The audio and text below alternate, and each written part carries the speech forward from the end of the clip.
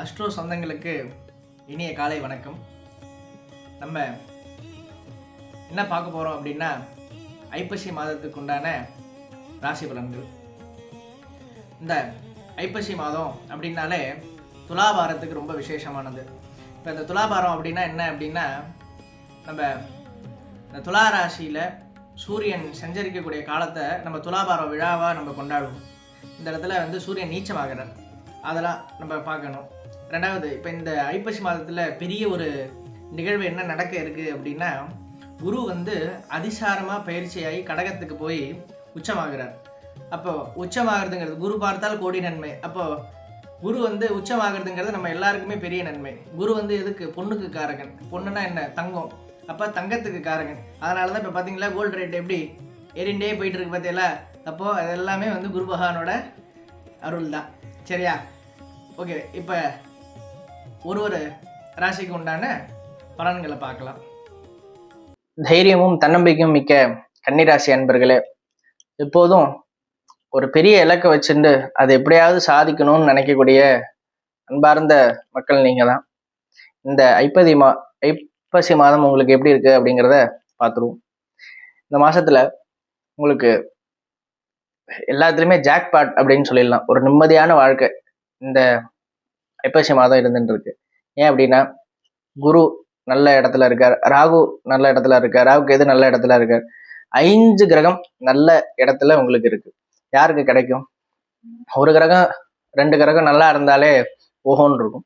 5 கிரகமும் நல்லா இருக்குங்கும் போது உங்களை விட பாக்கியசாலி யாரு? அப்போ கன்னிராசிக்கு இந்த மாதம் ஜாக்பாட் அப்படின்னே சொல்லிடலாம். தொட்டது தொடங்கும் அப்படிங்கிற நேரம் இந்த மாதம்.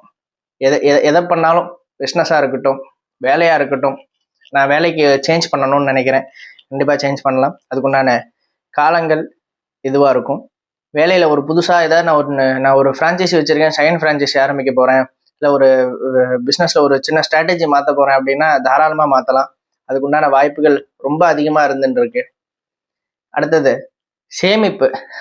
வரவு வர்றது மட்டும் நம்ம பார்க்கக்கூடாது, சேமிப்பு அதிகமாக இருக்கணும். அப்போது இந்த ஐப்பசி மாதத்தில் சேமிப்பு அதிகமாகிறதுக்கு உண்டான வாய்ப்புகள் அதிகமாக இருக்குது. எதை பற்றியுமே கவலை வேண்டாம், எதை பற்றியும் கவலை வேண்டாம். இந்த மாதம் உங்களுக்கு எல்லா விதத்திலும் நன்மைகள் மட்டுமே இருக்கக்கூடிய மாதமாக இந்த மாதம் அமையுது. முயற்சி கை கொடுக்கும். அதையும் தாண்டி இந்த மாதத்தில் குடும்ப சந்தோஷம் அப்படிங்கிறது அதிக அளவில் இருந்துருக்கு.